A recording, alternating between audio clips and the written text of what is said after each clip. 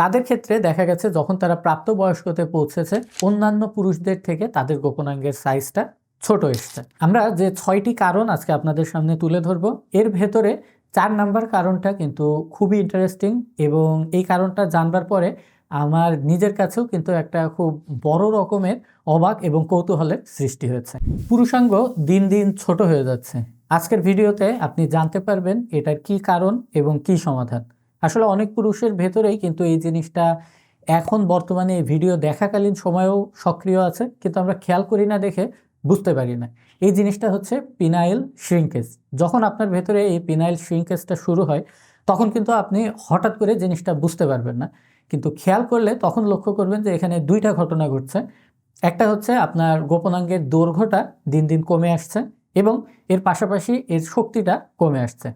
তো এই যে পিনাইল শ্রিঙ্কেজ, এটা কিন্তু আসলে আমাদের নিজেদের কিছু বদঅভ্যাস এবং অসতর্কতার কারণেই হয়ে থাকে। তো এই কারণগুলো এবং সমাধানগুলো আজকের ভিডিওতে আমরা বিস্তারিত জানব। আমরা যে 6টি কারণ আজকে আপনাদের সামনে তুলে ধরব, এর ভেতরে 4 নাম্বার কারণটা কিন্তু খুবই ইন্টারেস্টিং এবং এই কারণটা জানবার পরে আমার নিজের কাছেও কিন্তু একটা খুব কৌতূহলের সৃষ্টি হয়েছে। তো প্রথম যে কারণটি আমরা বলবো সেটা হচ্ছে ধূমপান। এই ধূমপানের কারণে আমাদের গোপনাঙ্গের যে সকল সরু সরু রক্তনালীগুলো রয়েছে, এই রক্তনালীগুলো যেমন নষ্ট হয়, এর পাশাপাশি কিন্তু আমাদের গোপনাঙ্গের আরেকটা বিশেষ বৈশিষ্ট্য আছে, ইলাস্টিসিটি, এই জিনিসটা নষ্ট হয়ে যায়।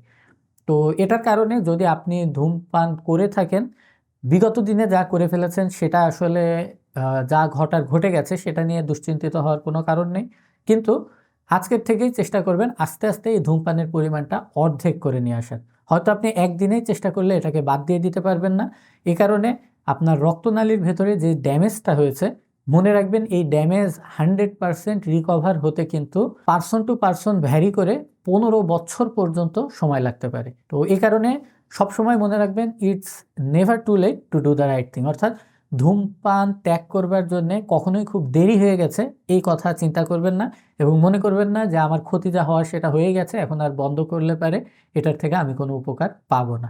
2 নম্বর সতর্কতাটি হচ্ছে আপনার ওজন বাড়তে দিবেন না। সবসময় চেষ্টা করবেন একটা ideal body mass index, BMI বলে, এটা নিয়ে আপনি গুগলে পড়াশোনা করে নেবেন এটা কিভাবে পরিমাপ করতে হয়, এই আইডিয়াল বিএমআই এর ভেতরে থাকবার জন্য। আমাদের দেশের প্রেক্ষিতে 18.5 থেকে 23 বা 23.5 পর্যন্ত এটাকে নর্মাল এবং স্বাস্থ্যকর ধরা হয়।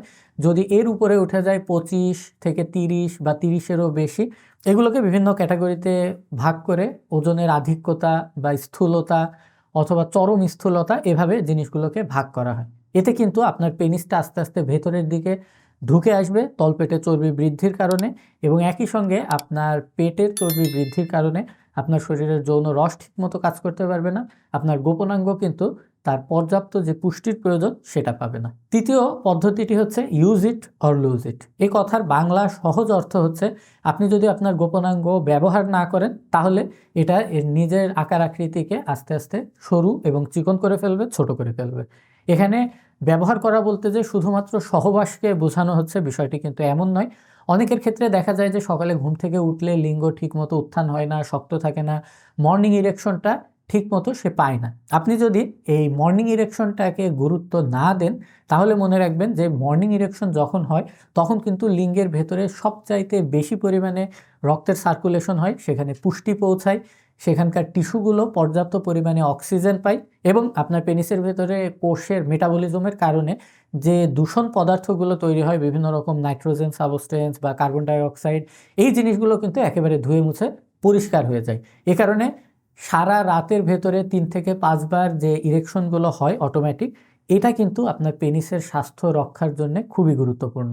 এ কারণে যদি আপনার ভেতরে মর্নিং ইরেকশন না হয় তাহলে আপনি কিন্তু শুধুমাত্র যে সহবাস বা এই জাতীয় বিষয়ে ক্ষতিগ্রস্ত হচ্ছেন বিষয়টি এমন নয়, আপনি কিন্তু আপনার পেনিসের আকার আকৃতি গঠনগুলোকেও দিনকে দিন ক্ষতিগ্রস্ত করছেন। এর ভেতরে কার্বন ডাইঅক্সাইড, নাইট্রোজেন, বিভিন্ন বর্জ্য পদার্থ এগুলো জমা হচ্ছে কোষগুলোতে এবং কোষগুলোতে ভেতরে একটা কঠিন প্রক্রিয়া তৈরি হয় যেটাকে নেক্রোসিস, অ্যাপোপ্টোসিস, এই জাতীয় বিষয়গুলো বলে আমরা মেডিকেলের ভাষাতে অ্যাড্রেস করে থাকি। অর্থাৎ কোষগুলো আস্তে আস্তে ধ্বংস হওয়া, আকারে ছোট হয়ে যাওয়া, শ্রিঙ্কেজ, এই জাতীয় বিষয়গুলো দেখা দেয়। এখন আসুন আমাদের ভিডিওর সবচাইতে আকর্ষণীয় এবং কৌতূহলী যে টপিক, সেটা অবশ্যই চেষ্টা করবেন আপনার যদি বাচ্চা কাচ্চা থাকে তাদেরকে খুব বেশি স্থূলতার দিকে না যেতে দেয়া।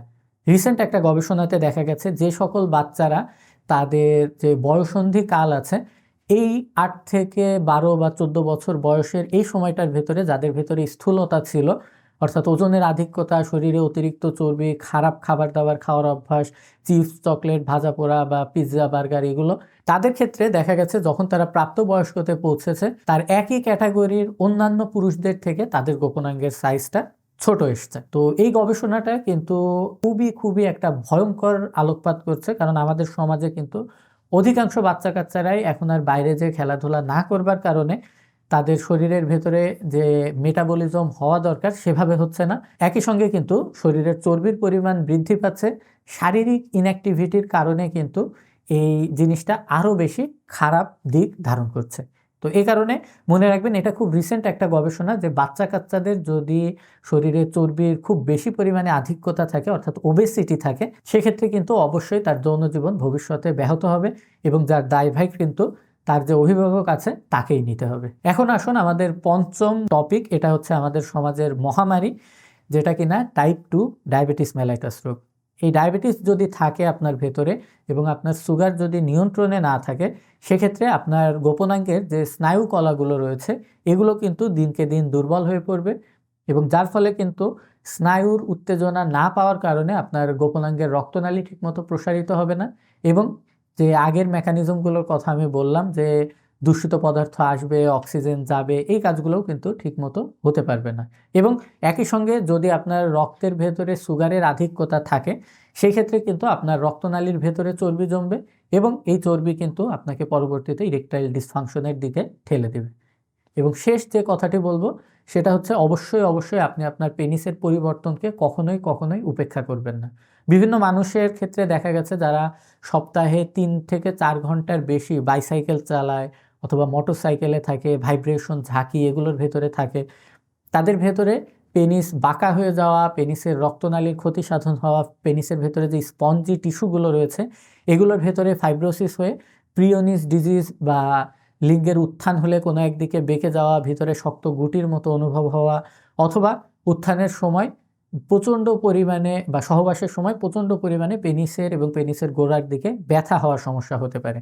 তো যদি এই জাতীয় সমস্যাগুলো হয়, অবশ্যই চেষ্টা করবেন পেনিসের একটা কালার ডপলার আল্ট্রাসাউন্ড করানোর মাধ্যমে আপনার কি রোগ আছে সেটা আপনি নির্ধারিত করে ফেলার এবং সেই অনুযায়ী চিকিৎসা নিলে কিন্তু এই সমস্যাগুলো আবার পুরোপুরি রূপে রিভার্স হয়, না হলে পরবর্তীতে কিন্তু অপারেশনের মতো বড় প্রসিডিউরে যাওয়া লাগতে পারে।